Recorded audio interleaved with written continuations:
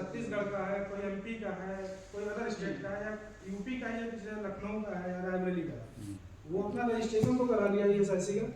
वो रजिस्ट्रेशन कराने के बाद मेन कोड जो रखा है लखनऊ का या फिर एमपी का, ठीक है, काम कर रहा है वो रिहंद यहाँ पे बीजपुर में। तो उन्होंने क्या किया कि बीजपुर का यानी वाराणसी जुरिडिक्शन का सब यूनिट कोड नहीं लिया, जिससे कि उसके आईपीज को बेनिफिट लेने में सबसे बड़ी प्रॉब्लम आई है। मेडिकल बेनिफिट तो वो ऑल ओवर इंडिया में कहीं भी अपना डिस्पेंसरी चेक करके अनटिक करके वो ले सकता है, लेकिन जब उसको कैश बेनिफिट की बारी आएगी तो वो कैश बेनिफिट लेने के संबंधित ऑफिस में जाना पड़ेगा। जैसे छत्तीसगढ़ का है तो छत्तीसगढ़ के ऑफिस में जाएगा तभी कैश बेनिफिट ले पाएगा, और कोई डॉक्यूमेंटेशन वर्क करना हो तो छत्तीसगढ़ ही जाएगा तभी हो पाएगा। जैसे अभी किसी ने बताया कि एक एक्सीडेंट हुआ था, केरला करके कोई कंपनी है, अगर उस कंपनी का एक्सीडेंट हुआ तो एक्सीडेंट में जो कैश बेनिफिट उस बंदे को मिलना है वो केरला से ही मिलेगा, यूपी रीजन से नहीं मिल सकता, वो रेणुकूट का ब्रांच ऑफिस कभी नहीं ले सकता है, ठीक है।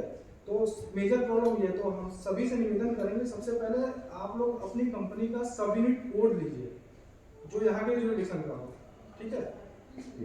पहले सब यूनिट कोड लेंगे, उसके सारे एम्प्लॉय को यहाँ ऐड करेंगे तो यहाँ एम्प्लॉय दिखने लगेगा ESIC रेणुकूट और रेणुकूट ब्रांच ऑफिस क्या है जी, वो आप अपने मेन कोड से सब लॉगिन करके सब यूनिट कोड ले सकते हैं।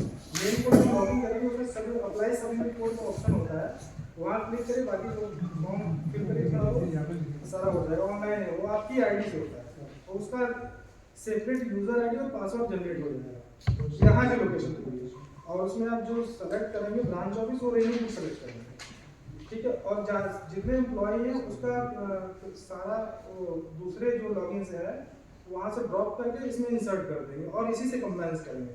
इसका मतलब ये है कि जहाँ जहाँ भी अगर आप टेंडर लेते हैं, जैसे 10 जगह आपने टेंडर ले लिया अलग अलग जगहों पे अलग अलग जिलों में, जैसे मान लीजिए जुरिडिक्शन रेणुकूट का है, अगर किसी और जगह पे आप लेते हैं तो वहाँ का सपोर्ट लेना पड़ेगा, अगर वहाँ से बेनिफिट दिलवाना चाहते हैं तो, नहीं तो आपको बाद में प्रॉब्लम है, ठीक है। ये हो गया। और दूसरी चीज़, अगर आप किसी भी आईपी का रजिस्ट्रेशन करते हैं उसका फुल रजिस्ट्रेशन करिए। रजिस्ट्रेशन मीन्स केवल उसका नाम डाल के छोड़ मत दीजिए, उसका रजिस्ट्रेशन के लिए आधार से वेरीफाई करिए पहली चीज़। दूसरी चीज़ उसके परिवार का नाम ऐड करिए पूरा और उसका वेरीफाई करिए आधार से, ये एम्प्लॉयर का काम है।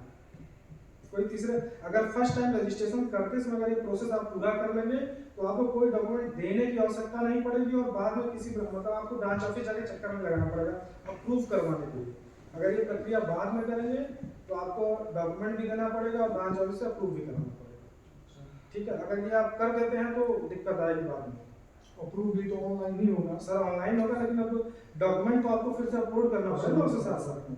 अब जैसे किसी का बेटा है, बच्चा है, उसको करेंगे तो फिर आधार वाधार सब दुनिया का डॉक्यूमेंट ऐड करना पड़ेगा, उसमें प्रॉपर साइज करना पड़ेगा, इतने MB का फाइल है वो अपलोड करना पड़ेगा, उसमें दिक्कतें आती हैं। उस दिक्कतों से बचना है तो आप एक बार में सारा जो पहली बार रजिस्ट्रेशन करते हैं उसी समय A to Z सारा डेटा अपडेट कर दीजिए, उसमें सबका आधार लीजिए प्रॉपर तरीके से। ये सारी का जो व्यवसायिक है वो बहुत स्लो चलता है सर। अब स्लो के लिए तो सर हम लोग ज़्यादा कुछ नहीं कर सकते क्योंकि वो सर हम लोग के हाथ में तो है।